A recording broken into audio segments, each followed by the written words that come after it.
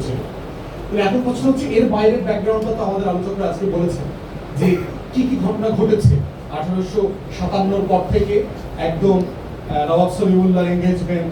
এবং দেখেন এই মানুষটাকে নিয়ে আপনার কোনো সেলিব্রেশন নাই ঢাকা বিশ্ববিদ্যালয় সহ সারা বাংলাদেশে। যেই লোকটা 650 একর জমি দান করছে এই ঢাকা বিশ্ববিদ্যালয়, বুয়েট, মেডিকেল, তারপরে হচ্ছে শাহবাগ, টাকাবাগ, পার্কার, আশেপাশে যা আছে এতিমখানা, মাদ্রাসা সবকিছু মিলায় 650 একর। হিস্টোরিয়ানরা লিখেছেন the richest man in Bengal died in that. তার মৃত্যুর পরে যে বাংলার সবচেয়ে ধনী মানুষটা ঋণগ্রস্ত অবস্থায় মারা গেলেন। কারণ ঢাকা বিশ্ববিদ্যালয়ের জন্য টাকা তুলতে তুলতে তিনি ঋণগ্রস্ত করতেছেন, কারণ ব্রিটিশরা টাকা ছাড় করতেছে না। হিন্দুদের প্রেশারের কারণে ব্রিটিশরা প্রজেক্ট ডিলে করতেছে, কোনোভাবে পিছিয়ে দেওয়া যায় কিনা। এবং কলকাতায় ভাইসরয়ের টেবিলে উনি লাঠি দিয়ে বাড়িয়ে দিয়েছিলেন যে how long we should continue. সেই জায়গাতে এবং ওটার পরে কিন্তু ভাইসরয় তাকে বলছে গুলি করার জন্য, গুলিবিদ্ধ হয়ে মারা গেছে। তার লাশ আনা হয়েছে না, তাকে একটা ভালো জানাজা করতে দেওয়া হয়নি। গত আমলে দেখছেন না বিরোধী দলের রাজনৈতিক নেতাদেরকে কিভাবে রাতে রাত 2টার সময় 3টার সময় কিন্তু আপন করছে একই রকম। এবং ওই যে হিন্দুত্ববাদী আচরণ যেটা গত শতাব্দীগুলোতে আমরা দেখেছি, একই রকম দেখেন এই বিশ্ববিদ্যালয়ে একই রকম মুসলমান নামধারীদের হাতে ওই বিজেপির হিন্দুত্ববাদী আচরণ আমাদের বোরখা পরা মেয়েরা, আমাদের মেকআপ পরা বোনরা, দাড়িওয়ালা, টুপিওয়ালা মাদ্রাসার ছাত্ররা একইভাবে ফেস করেছে গত দশকের পর দশক ধরে। একইভাবে সেই হিন্দুত্ববাদী ফ্রেমে মুসলমানের লড়াইয়ের ফলে যে বিশ্ববিদ্যালয়, সেই বিশ্ববিদ্যালয়কে ঠিক করা হয়েছে ও এখনো করা হয়েছে ট্যাগিং করা। বাংলাদেশের সকল পতিত বাম রাজনীতি যারা করে, যারা কলকাতার আর দিল্লির গোলামি করে, বাংলাদেশে চিন্তার দাসত্ব করে, বিজেপির রাজনীতি করে, ওরা আসলে হিন্দুত্ববাদী বিজেপির রাজনীতি করে। বাংলাদেশে আওয়ামী লীগ, জাতীয় পার্টি এবং যারা বামপন্থীরা আছে, তারা কখনো এই মুক্তির লড়াইতে দেশের সাধারণ হিন্দু, সাধারণ নবশূদ্র, সাধারণ সনাতনী পরিবার, সাধারণ বাঙালি মুসলমানের হয়ে লড়াইটা করে নাই। এই জন্যই তাদের লড়াইটা কবরস্থ হয়ে গেছে, একদম ব্যাপকভাবে কবরস্থ হয়ে গেছে।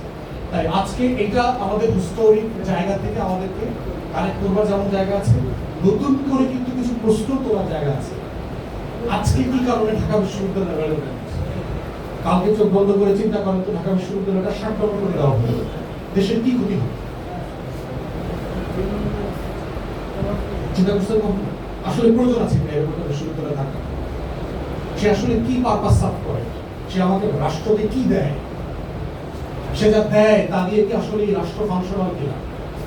এখানকার গ্রাজুয়েটরা কি গত 50, 60, 70 বছরে যা প্রডিউস করেছে দিয়ে রাষ্ট্রের লাভ বেশি হয়েছে না ক্ষতি বেশি হয়েছে? বাংলাদেশ রাষ্ট্রের কালেকটিভ ক্ষতির জায়গা যদি দেখেন, এর সবচেয়ে বড় দায় ঢাকা বিশ্ববিদ্যালয়। বাংলাদেশের সবচেয়ে ফ্যাসিস্ট, ক্রিমিনাল, টাউটবাটপাট তৈরি করছে এই বিশ্ববিদ্যালয়। গত 30-40 বছরের এই আওয়ামী ফ্যাসিবাদ, এই বিজেপির হিন্দুত্ববাদ, বাম পতিত যে স্বৈরাচার তৈরি হয়েছে, সবগুলো এখান থেকে তৈরি হয়েছে। এখনো শিক্ষকদের একটা বিশাল অংশ হচ্ছে এই মুসলমান নামধারী হিন্দুত্ববাদী অমিত শাহ।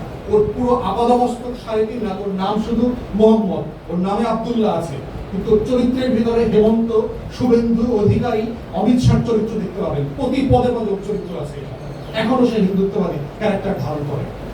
আজকে আমার একটা ঘটনাটা, মাননীয় প্রধান অতিথি ধান কাটতে কাটতে এত ব্যস্ত আসতে পারেন না, ধান কাটা দিচ্ছি না, ওনার সময় নাই বিশ্ববিদ্যালয়ে এই বিষয়গুলো আলাপ তোলা। এবং এই হিন্দুত্ববাদী শিক্ষকরাই বিশ্ববিদ্যালয় রিসার্চের জন্য বাজেট দেয়, পরিকল্পিতভাবে দেয়। কারণ তারা এখানকার শিক্ষার্থীদেরকে গোলাম কর্মচারী হিসেবে ভবিষ্যতের জন্য প্রডিউস করতে চায়। ও দুবাই যাবে, ও সৌদি আরব যাবে, ও কাতারে গিয়ে কর্মচারীর কাজ করবে, ও যেন ইন্ডাস্ট্রিয়ালিস্ট না হতে পারে, ম্যানুফ্যাকচারার না হতে পারে, গবেষক হতে না পারে, ও যেন নোবেল পুরস্কার না আনতে পারে, ও যেন দুনিয়া বদলায় দিতে না পারে। এইরকম গোলাম ছাত্রছাত্রী আমি এখান থেকে প্রডিউস করবো। কাগজ দিব, চোদা দিব, কিন্তু ওই চোদার ভিতরে কোনো দক্ষতা থাকবে না, শুধু থাকবে বেকারত্বের অভিশাপ। পরিকল্পিতভাবে আমাদের শিক্ষা ব্যবস্থাকে ধ্বংস করে দিচ্ছে এই হিন্দুত্ববাদী শিক্ষকরা, যারা আপাত মস্তক চরিত্র হচ্ছে এক একটা হেমন্ত এবং সুরেন্দ্র অধিকারী, যাদের ইতিহাসের সাথে কোনো কানেকশন নাই, যারা আসলে ইতিহাসের এই লড়াইটা বোঝে না যে বিশ্ববিদ্যালয়টা আসলে কিসের লড়াই। তাহলে আজকে শিক্ষার্থীদেরকে, তরুণদেরকে এই প্রশ্নটা করতে হবে যে লড়াইয়ের মধ্য দিয়ে, যেই হারিয়ে যাওয়া গৌরবকে পুনরুদ্ধার করবার জন্য শত শত বছরের সংগ্রাম, ত্যাগ, হাজার হাজার শহীদের রক্তের পরে একটা বিশ্ববিদ্যালয় হচ্ছে, সেই বিশ্ববিদ্যালয়টা আমার আগামী দিনকে রিফ্লেক্ট করবে কিনা, আগামী দিনের লড়াইটাকে বাঁচায় রাখতে পারবে কিনা। এবং জুলাইয়ে কিন্তু প্রমাণ হয়েছে ঢাকা বিশ্ববিদ্যালয় আন্দোলনের শ্রেষ্ঠত্ব চলে গেছে। জুলাই কিন্তু ইনক্রিজিংলি প্রমাণ করে দিয়েছে, একের পর এক গবেষণা বিভিন্ন জায়গায় আমরা দেখতে পাচ্ছি ঢাকা বিশ্ববিদ্যালয় থেকে প্রাইভেট ইউনিভার্সিটিগুলোর গবেষণায় অনেক ভালো করছে, তারা ডাক পাচ্ছে বিভিন্ন জায়গাতে। বিভিন্ন অলিম্পিয়াড গুলোতে দেখবেন ঢাকা বিশ্ববিদ্যালয়ের বাইরের টিম ভালো করছে। বিসিএস এর দখল চলে যাচ্ছে ঢাকা বিশ্ববিদ্যালয় থেকে। অতএব যারা মিথ্যা গর্বের ফাপড়ে এখনো চোখ বন্ধ করে আছে, তাদেরকে বোঝা দরকার যে তারা আসলে ওই লড়াইকে, বাঙালি মুসলমান, বাঙালি নিম্নবর্ণের হিন্দুর সেই লড়াই, শত শত বছরের নির্যাতন বৈষম্যকে তারা আসলে আর ধারণ করছেন না, করতে পারছেন না। এবং সেটাই হচ্ছে আজকের প্রশ্ন। ইতিহাস জানা যেমন জরুরি, ইতিহাসে পড়ে থাকাটা আবার তেমনই জরুরি। ইতিহাসের ভিতরে লকডাউন করে থাকা যাবে না, তাহলে সেটা চেতনা হয়ে যাবে। আজকের লড়াইটা হচ্ছে এই বিশ্ববিদ্যালয়টা কিভাবে প্রাসঙ্গিক করা যায় আগামী দিনের রাষ্ট্র বিনির্মাণে, জাতি বিনির্মাণে। জুলাইয়ের গণ অভ্যুত্থানকে ধারণ করে আগামী বাংলাদেশটা যেন সেরকম বাংলাদেশ হয়, যেই বাংলাদেশ নিয়ে 2071 সালে যখন শতবর্ষ উদযাপন করা হবে, সবাই যখন গর্বের সাথে বলতে পারে, ইয়েস, আমাকে বিদেশ যেতে হবে না, বাংলাদেশই ভালো আছে।